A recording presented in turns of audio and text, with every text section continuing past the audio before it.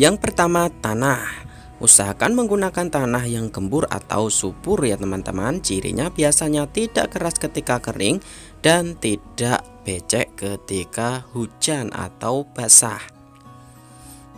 Yang kedua, sekam bakar ataupun sekam busuk. Ini sekam busuk yang sering saya gunakan.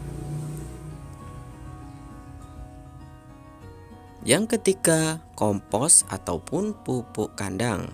Usahakan memilih pupuk kandang yang sudah matang. Dan yang keempat, ini adalah tambahan ya teman-teman. Ini biasa saya tambahkan. Sekarang saya akan sedikit menjelaskan. Nah, untuk tanah ini yang kita gunakan, usahakan tanah yang gembur. Biasanya terdapat di bagian atas di antara tumpukan dedaunan.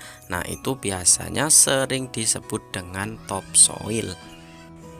Namun jika tidak ada tanah yang subur atau gembur, bisa menggunakan tanah yang biasa. Nanti akan saya bagikan caranya. Kemudian ini adalah sekam busuk. Nah teman-teman bisa menggunakan sekam bakar, itu akan jauh lebih bagus. Nah sekam sendiri ini berfungsi untuk menjaga tanaman atau media tanam ini tetap gembur ya teman-teman. Dan yang ketiga ini adalah pupuk kandang. Nah usahakan memilih pupuk kandang yang sudah matang atau sudah difermentasi, itu akan jauh lebih bagus.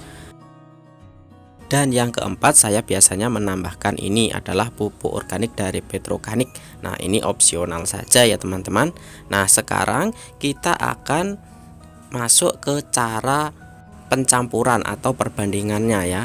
Jika teman-teman menggunakan tanah yang subur, nah ini maka perbandingannya ini adalah cukup dengan tanahnya ini 1, sekam busuk atau sekam bakar 1, kemudian pupuk kandang 1. Nah itu yang umum digunakan. Untuk ini opsional ya teman-teman.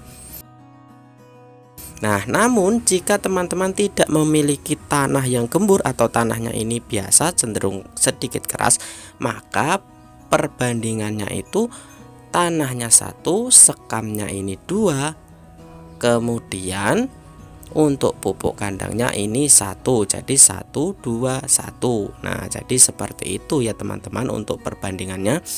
Nah itu untuk mensiasati agar nanti media tanam itu tetap gembur meskipun menggunakan media tanah atau tanah yang tidak subur atau tidak gembur. Jadi itu yang sering saya gunakan untuk komposisi atau perbandingannya ya teman-teman. Nah jika teman-teman sulit mendapatkan sekam bakar, bisa menggunakan sekam busuk ya seperti ini. Ini yang sering saya gunakan teman-teman. Ini bisa diambil di tempat penggilingan padi, ini biasanya di bagian paling bawah. Ini sudah busuk dan terfermentasi secara alami. Jadi ini sangat subur untuk tanaman, hampir semua tanaman ya. Nah jika teman-teman menggunakan pupuk kandang yang belum matang, nah itu bisa. Nah nanti caranya kita campur semua ke media tanam, kemudian kita simpan lebih lama. Nah jadi itu caranya jika teman-teman menggunakan pupuk kandang yang masih mentah ya atau belum terfermentasi. Oke, langsung kita akan mencampurkan semua bahannya menjadi satu.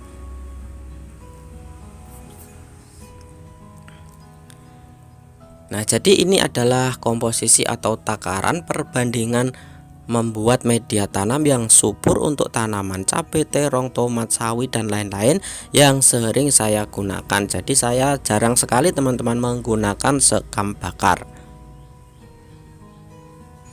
Nah semua bahan ini kita aduk-aduk agar merata, kita campur seperti ini ya teman-teman. Nah hasilnya seperti ini. Nah ini tentu media tanam ini awet gembur dengan menambahkan sekam busuk ya teman-teman. Nah setelah seperti ini bisa kita basahi sedikit seperti ini ya teman-teman. Jangan terlalu basah, cukup sedikit saja agar media tanam ini menjadi lembab. Nah jika sudah, bisa kita masukkan ke polybag ataupun ke wadah menjadi satu ya. Nah untuk lebih bagus lagi, ini bisa kita simpan 1 atau 2 minggu lebih, akan lebih bagus. Dan siap untuk kita gunakan. Dan tentu dengan cara penyimpanan itu akan membuat media tanam semakin subur. Oke teman-teman, sekian dari saya, semoga bermanfaat. Wassalamualaikum warahmatullahi wabarakatuh.